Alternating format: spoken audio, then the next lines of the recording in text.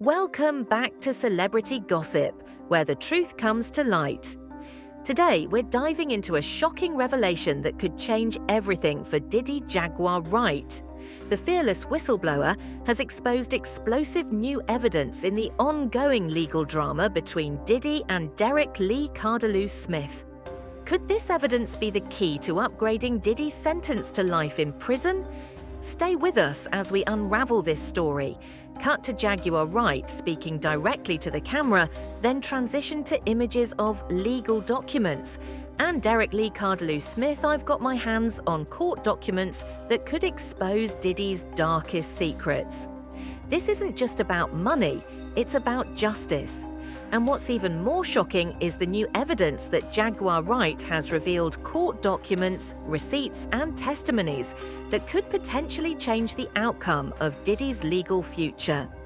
In her recent video, Jaguar spoke about how the truth was hidden from the public and the media, and how certain evidence was redacted in the court case.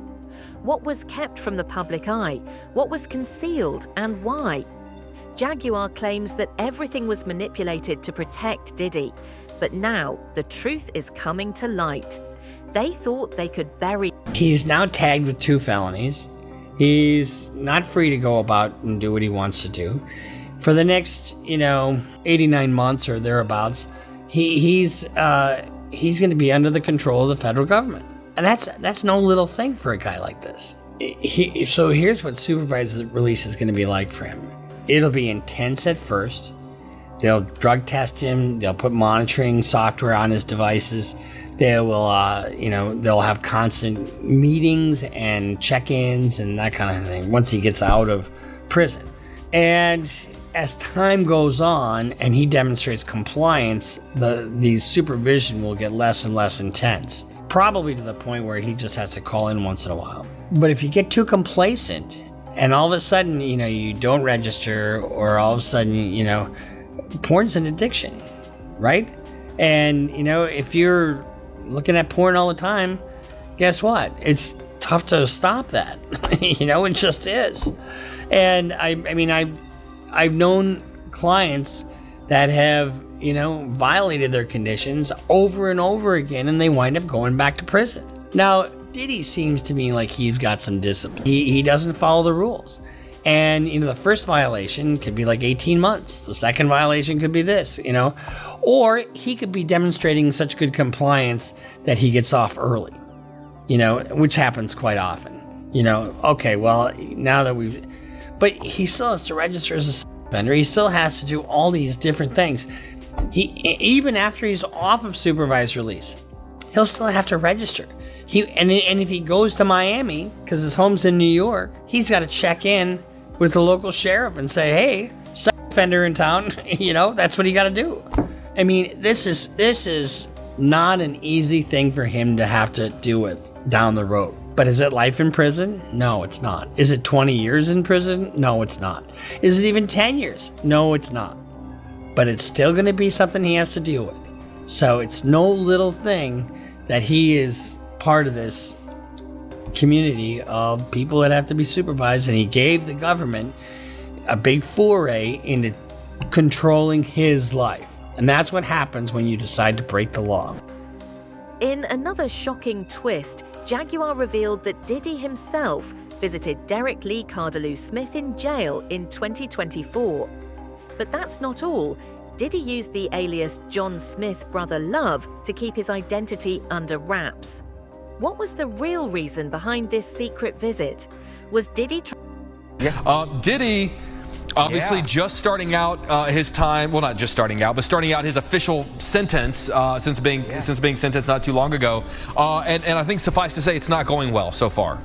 Yeah, no, you're absolutely right. He's got 4 years and change that he's going to ultimately have to serve, although he has served already a year as he awaited his trial and then went through his trial. So ultimately probably he was going to serve about 2.5 years or so, but it's still serious time that he's going to have to serve. And he has already, at least if you listen to people close to Diddy, been the victim of violence behind bars. So there was an incident that we first learned about 2 weeks ago during Diddy's sentencing hearing, and he said, I was sleeping in my bed in the prison. It's a federal detention facility in Brooklyn called MDC Brooklyn, and there are federal inmates who are in many cases waiting for their trial as well.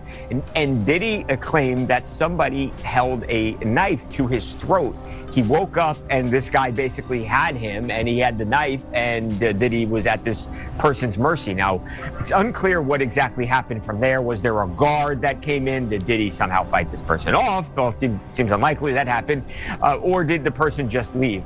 Bottom line, this guy, at least according to people close to Diddy and Diddy himself, could have hurt him badly or even taken his life. And I think that was something they wanted known during the hearing because they wanted the judge to take some pity on Diddy. It probably didn't help ultimately because he does get the 4+ year sentence. But again, this just is something that is the reality of life for Diddy right now. It's a guy who's worth hundreds of millions of dollars who is now living in a prison cell and will be at least, again, for the next 2.5 years or so. Trying to silence Derek? Or was there something more sinister at play? But that's where the media comes in. According to Jaguar, the media has been complicit in painting Diddy as a saint. How many bot farms have been working behind the scenes to control the narrative? It's all a show, a carefully orchestrated performance to distract the public from the truth. There needs to be someone here who's been here all along.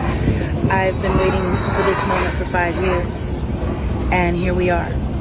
And I'm praying that everyone remembers there are survivors, real life survivors. And I hope that everyone takes into account how necessary a true verdict, a just verdict now. 25 years of pain, 25 years of hurt.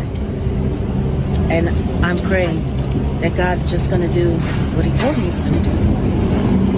So I hope we're all just staying in vigilant prayer for everyone on all sides of this. These are human issues, and we need to have real human response and emotion. Do you plan to be here every day? I mean, during this trial, we're expected to hear. I'm going to be around.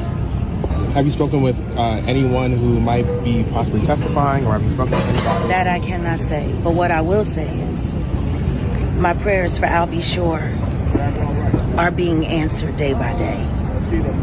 From the moment that we found out he flatlined to the moment we found out he came back.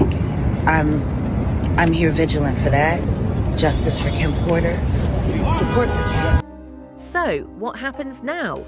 Diddy's legal troubles are far from over. With new evidence coming to light, there's a real possibility that his sentence could be upgraded to life in prison. The judge has already seen everything that was kept out of the public eye,